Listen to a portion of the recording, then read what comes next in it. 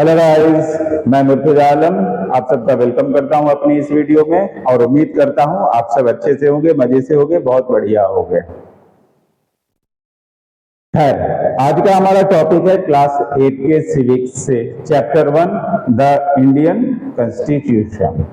हम इसमें ये देखेंगे, पहले ये जानेंगे कि किसी कंट्री को, चाहे वो हमारी कंट्री हो, कॉन्स्टिट्यूशन की जरूरत क्यों पड़ती है, और साथ ही ये भी देखेंगे कि हमारे कंट्री का जो कॉन्स्टिट्यूशन है उनके क्या की फीचर्स हैं, उनकी क्या खास खास बातें हैं, उनके बारे में हम जानेंगे। सबसे पहले तो हम ये देख लें, 1946 में कॉन्स्टिट्यूएंट असेंबली को फॉर्म किया गया, जिसमें मोर देन 300 मेंबर्स थे और उसके प्रेसिडेंट चुने गए थे हमारे कंट्री के first president doctor Rajendra Prasad. उन्हीं में से कुछ मेंबर्स की एक टीम बनाई गई और उन्हें नाम दिया गया ड्राफ्टिंग कमेटी। उनका काम था कॉन्स्टिट्यूशन को ड्राफ्ट करना, जिसके चेयरमैन थे डॉक्टर भीमराव अंबेडकर। इन लोगों ने रात दिन मेहनत करके, सारे जतन करके, उस समय के सर्कमस्टांसेस के हिसाब को देखते हुए इन्होंने 2 साल 11 महीने और 18 दिन 2 years 11 months and 18 days में हमारा कॉन्स्टिट्यूशन तैयार कर लिया और फाइनली ये एडॉप्ट हो गया है 26 नवंबर 1949 को।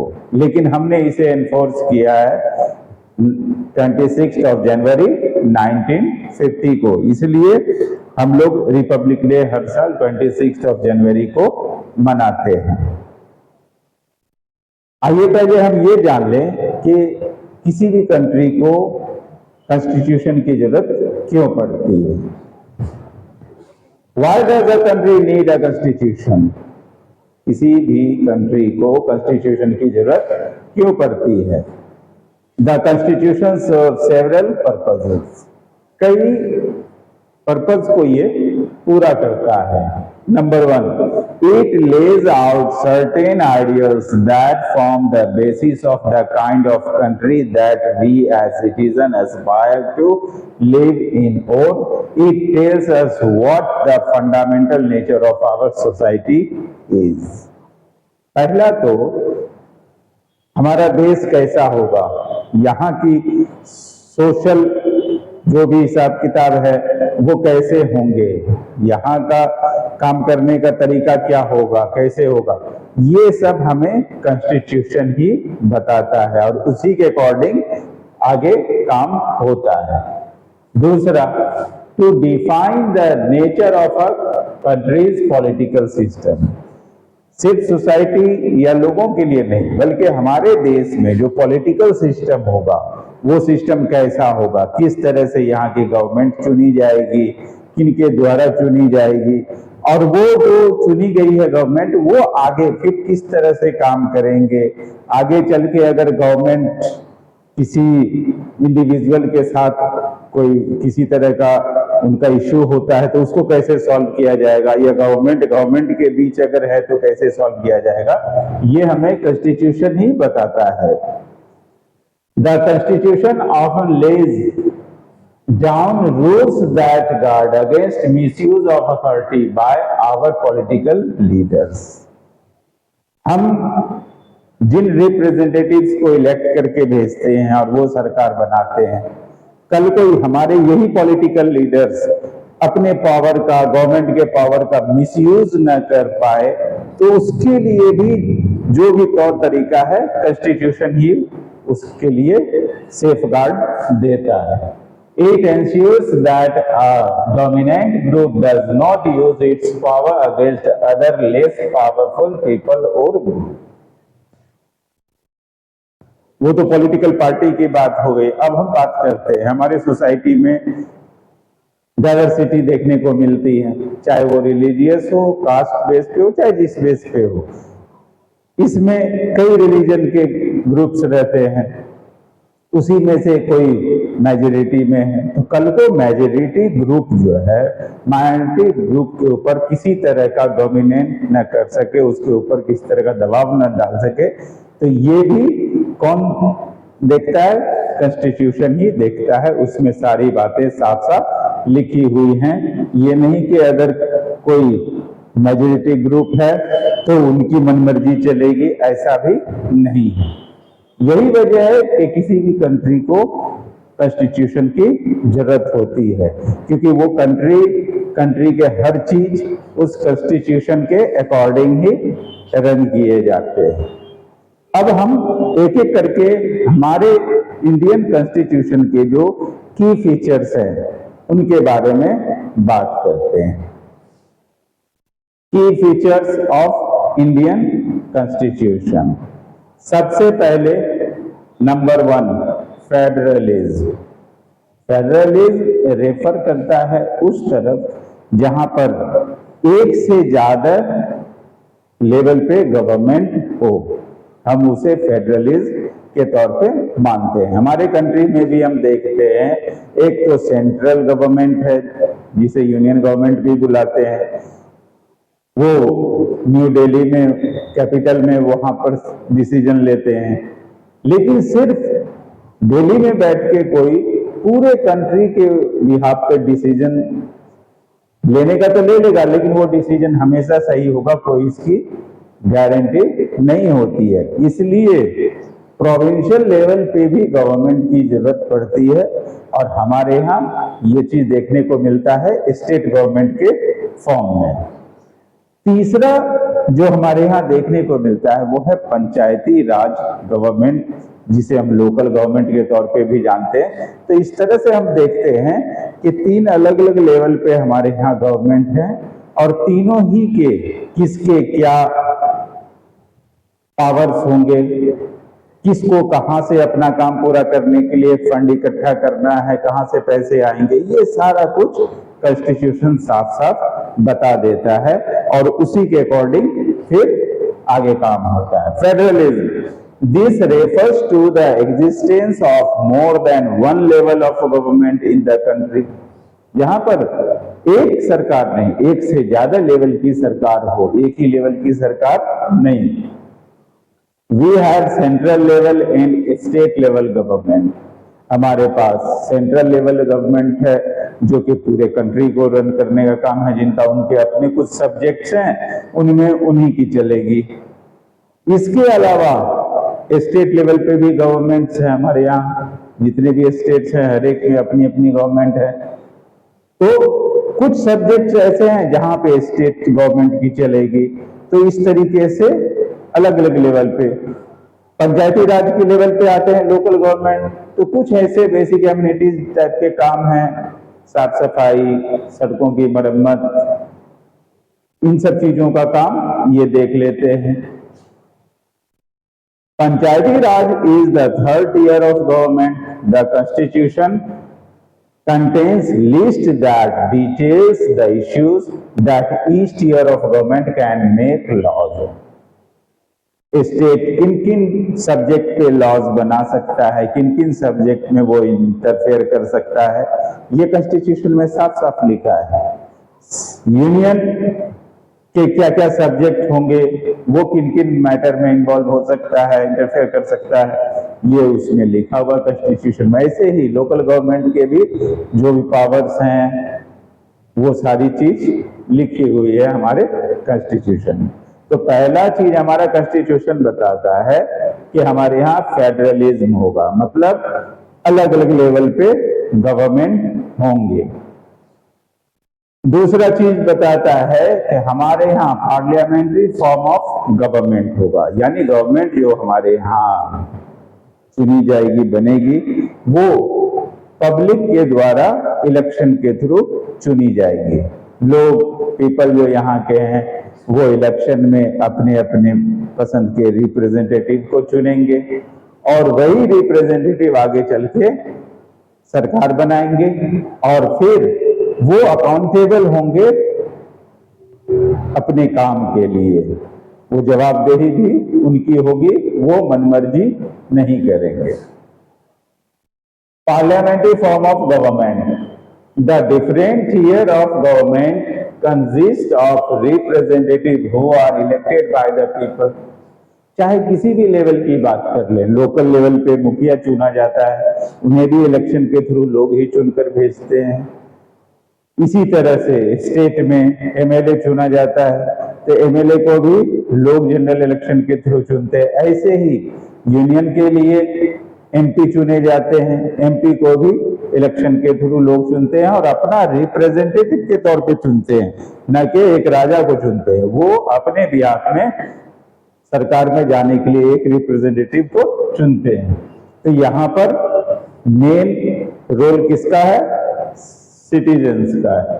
The constitution of India guarantees universal adult suffrage for all citizens. जैसा कि हमें पता ही है कि यहाँ 18 इयर्स या उससे ज्यादा के जितने भी हैं उन सबको यूनिवर्सल एडल्ट सफरेज की गारंटी है, वो वोट कर सकते हैं। This means that the people of India have a direct role in electing their representative. जैसा कि अभी की बातचीत से हमारे समझ में आ गया कि किसी भी गवर्नमेंट हो, रिप्रेजेंटेटिव हो, उनको इलेक्ट करने में यहाँ के सिटीजन का, पीपल का डायरेक्ट रोल होता है। Also, every citizen of country, irrespective of his or her social background, can also contest in elections. यही नहीं, वो सिर्फ चुनने का काम नहीं करते, वो चाहें तो उस इलेक्शन में कॉन्टेस्ट भी कर सकते हैं, खुद को उसमें प्रतिभागी भी बना सकते हैं। तो ये तरीका जो होता है, इसी को हम कहते हैं parliamentary form of government. Third में आते हैं सेपरेशन ऑफ पावर्स। यहां जो सरकार होगी, उनके जो भी पावर्स होंगे, तो उनको अलग अलग ऑर्गन में डिस्ट्रीब्यूट किया जाएगा। अलग अलग ऑर्गन को अलग अलग तरह के पावर्स दे दिए जाएंगे और कोई किसी के पावर को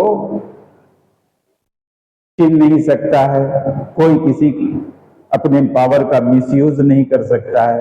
और इस तरह से अलग अलग ऑर्गन में जो पावर को शेयर करते हैं, तो इस तरह से उनके हर एक्शन पे निगरानी भी रहती है, चेक भी होता है कि कोई अपनी पावर का मिसयूज तो नहीं कर रहा है।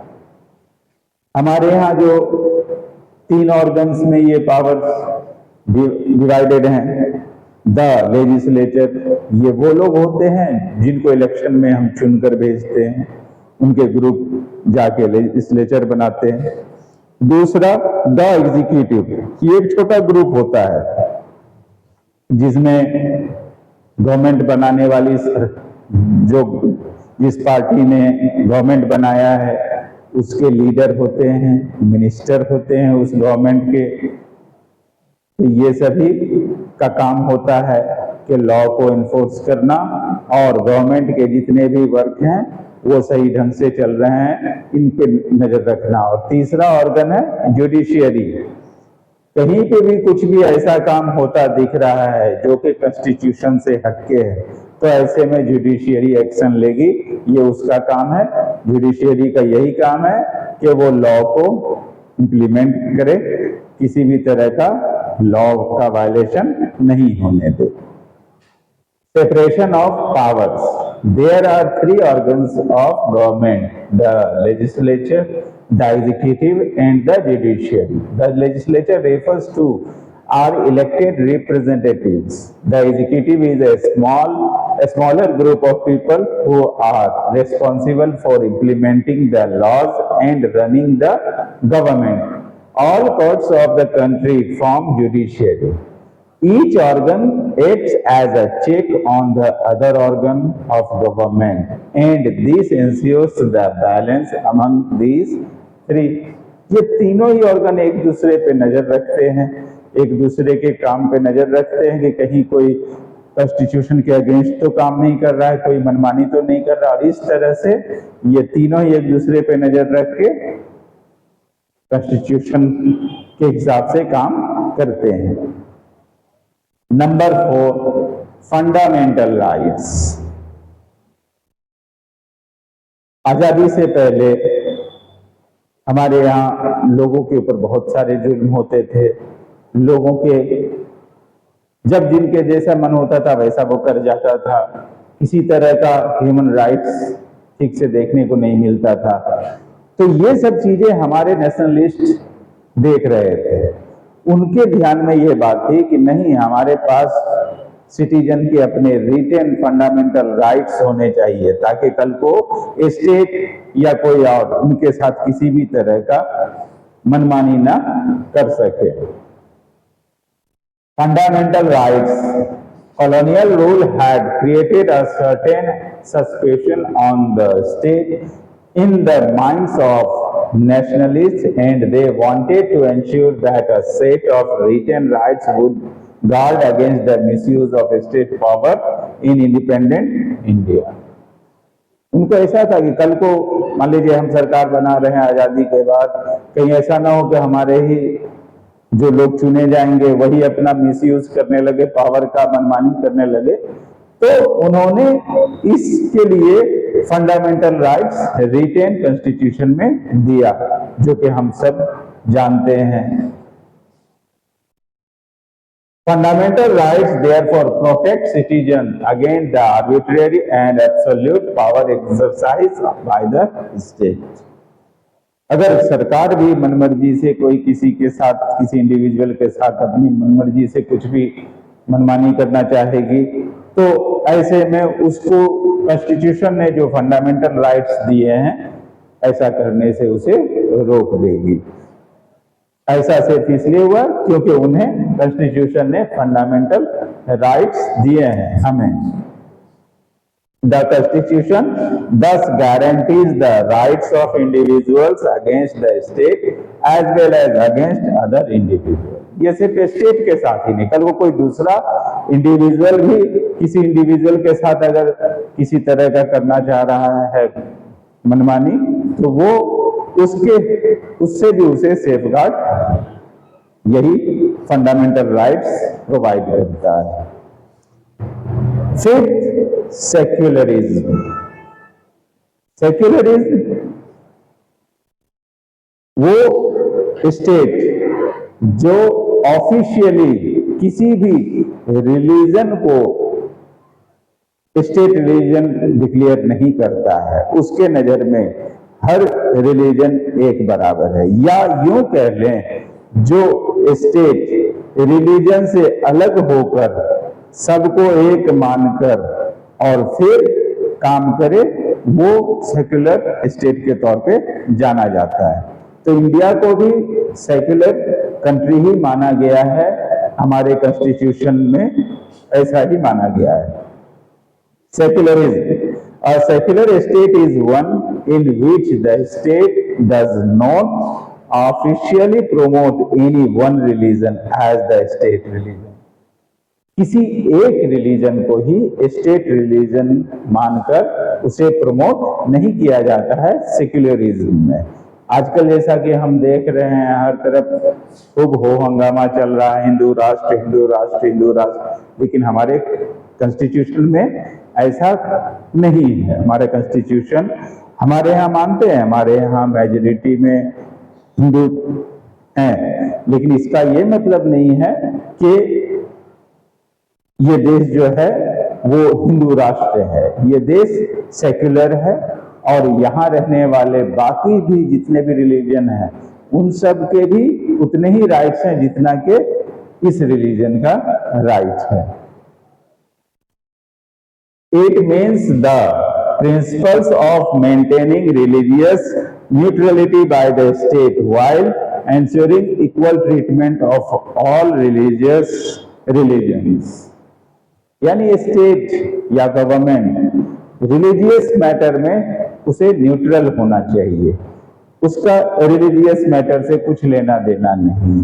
हाँ, जहां पर ये दिखा जा रहा है कि किसी भी रिलीजियस इशू की वजह से कोई बहुत ज्यादा नुकसान हो सकता है, तो ऐसे में वो इंटरवेन कर सकती है और उनका कोई ना कोई सॉल्यूशन निकालने की कोशिश कर सकती है। लेकिन किसी रिलीजन, पर्टिकुलर स्पेसिफिक रिलीजन को प्रमोट नहीं कर सकती है। आजकल देखने को मिल जाता है कि हमारे पीएम चाहे कोई भी हो, आजकल इसी रास्ते पे चल रहे हैं जो कि कॉन्स्टिट्यूशन ऐसा अलाउ नहीं करता है। Its significance lies in fostering unity.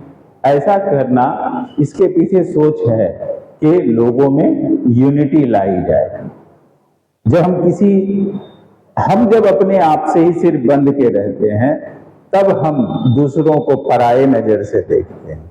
लेकिन हम अगर सबको अपना मान के चले, ठीक है, धर्म अपनी जगह है, आप हिंदू धर्म के रीति रिवाज को मानो, उसके हिसाब से चलो, वैसा ही करो। मैं मेरे मुस्लिम के हिसाब से चलूंगा, वो क्रिश्चियन के हिसाब से चलेगा, वो सिख के हिसाब से चलेगा। लेकिन जहां पर बात स्टेट की आएगी, तब सब कोई धर्म को साइड में रख के इंडियन बन के, हिंदुस्तानी बन के, और फिर उस पर डिसीजन लेना है। और इस तरह से डिसीजन लेना है कि जो कुछ भी है हम सबका है, मेरा नहीं है, हम सबका है, ये मान के चलेंगे हम।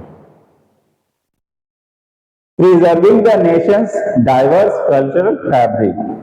साथ ही हमारे यहाँ जो इतनी डाइवर्सिटी देखने को मिलती है, रिलीजियस डाइवर्सिटी, तो इसको भी प्रिजर्व करने की जरूरत है। तो सेक्युलरिज्म उसे प्रिजर्व करने का भी काम करती है। And safeguarding democratic principles in a multi religious society. और साथ ही ऐसी सोसाइटी जहां पर बहुत सारे धर्म, कई अनेकों तरह के धर्म रहते हों, तो वहां पर सेफ गार्ड प्रोवाइड करती है सेक्युलरिज्म, किसको? डेमोक्रेटिक फॉर्मेट को, ताकि हमारे यहाँ का जो डेमोक्रेटिक फॉर्मेट है वो प्रिजर्व रह सके। तो ये आप पढ़ने वाले हैं द इंडियन कॉन्स्टिट्यूशन में। इनके बारे में दो टॉपिक है इसमें main. Why does a country need a constitution, इसको आप देख समझ लें।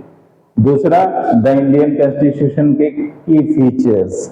इनमें 5 की फीचर्स हैं, इनको याद कर लें तो आपका ये चैप्टर कंप्लीट हो जाएगा। उम्मीद करता हूं आप लोगों को इस चैप्टर से रिलेटेड बातें समझ में आई होगी और आप लोग इससे फायदा उठाएंगे। मेरे चैनल को लाइक से सब्सक्राइब करें और अपना कीमती कमेंट देते रहें। Thank you.